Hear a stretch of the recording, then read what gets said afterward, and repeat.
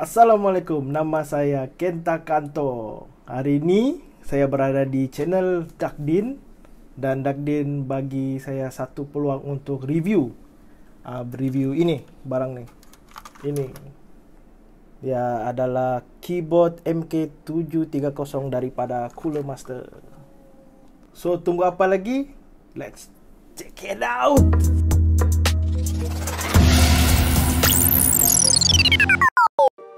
Oke, kita akan buat simple unboxing. So, ini kotaknya. So, kita boleh tengok sini. Ini lambang Cooler Master. Ini dia punya nama model MK730. Dia ialah stainless key gaming mechanical keyboard. So, yang saya beli ini dia menggunakan seri MX Red Switch. Dia silent key. So, beginilah rupa kotak dia. Lepas tu di belah kotak dia ada bagi sedikit information lah mengenai keyboard ni. So kita akan buka apa ada kat dalam ni. Sebenarnya sudah buka, bisa buka lagi lah. So seperti yang anda lihat tadi di awal video, saya sudah keluarkan keyboard dia. So kita akan tengok apa yang ada di dalam yang aksesori yang lain. So buka. Jadi ini kotak. Lepas tu di dalam dia akan bagi satu kotak lagi. Kotak berupa begini. So kita buka lagi ya.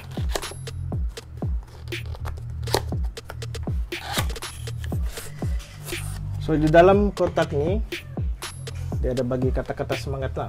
Make your gaming experience.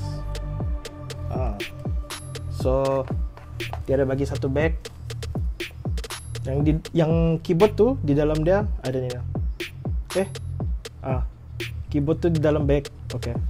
So lepas tu dia ada bagi satu manual book. So dia ada bagi satu wrist bar.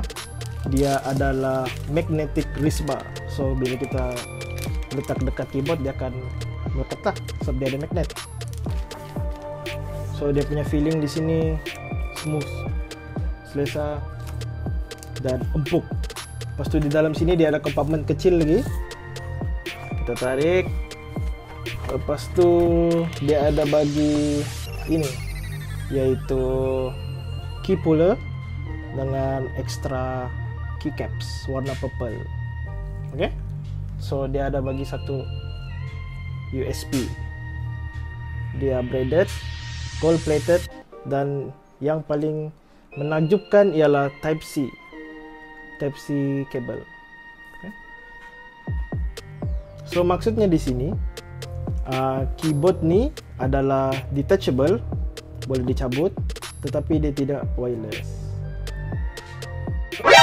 Nani? Dengan luar sana kita akan tahu dia punya features apa yang terbaik dekat keyboard ini. So apa yang terbaik? Dia punya features di keyboard ni adalah satu, ialah dia compact size. Dia TKL 10 keyless keyboard. So kepada yang orang suka, kata orang, ayat-ayat orang sekarang, aesthetic, yang suka kekemasan, yang suka minimalist, boleh pakai keyboard ni sebab memang dia compact dan dia ringan, dia tidak berat. So features yang kedua adalah ini.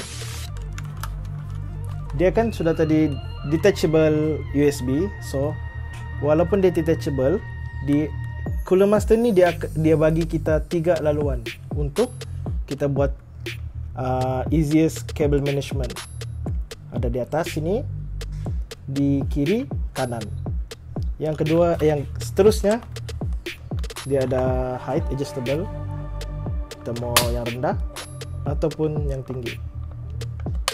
So for the last ialah dia RGB untuk menambahkan frame per second anda bila anda main game.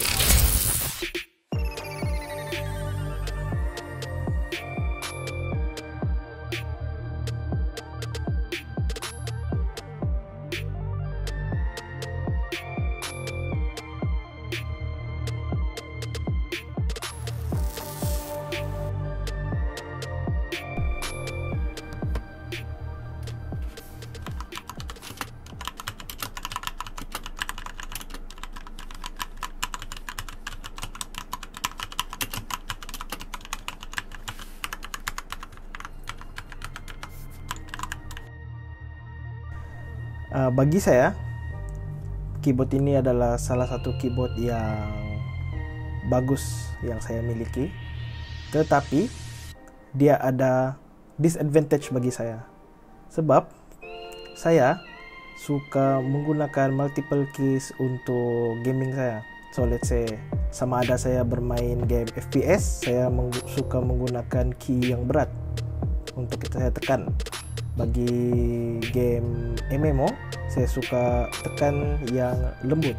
So disadvantage pada keyboard ini adalah keys dia tidak dapat ditukar. So kita tidak dapat switch. Pada keyboard yang generasi baru sekarang, ada some of the companies mengeluarkan keyboard yang boleh menukar switch. So dia khas untuk yang orang macam mana mengikut style orang lah. So yang ini adalah dalam disadvantage lah bagi saya. Yang itu adalah disadvantage dia lah. Tapi untuk advantage bagi saya adalah keyboard yang menggunakan Cherry MX ni adalah salah satu key yang paling bagus dan yang paling lancar selama saya bermain game dan typing experience saya apabila masa saya jadi student. So ini adalah bagi saya salah satu keyboard yang jika anda berminat untuk beli, saya syorkan membelilah. Tetapi diingatkan yang keyboard ini tidak boleh customize sepenuhnya. Maksudnya di sini customize adalah menukar switches. Okay? Bagi yang keycaps anda boleh pilih lah. Tetapi keycaps yang untuk keyboard ni adalah yang bentuk begini, khas untuk Cherry MX Switch saja. So mungkin kepada yang switch yang lain mungkin dia akan ada tanda yang lain lah. Dan terakhir sekali adalah software bagi keyboard ini.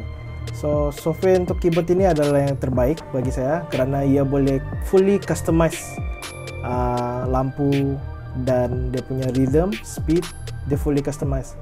So dia ada satu features lagi di dalam software itu adalah mana-mana features yang dia bagi kita boleh gabungkan jadi satu rhythm yang anda suka.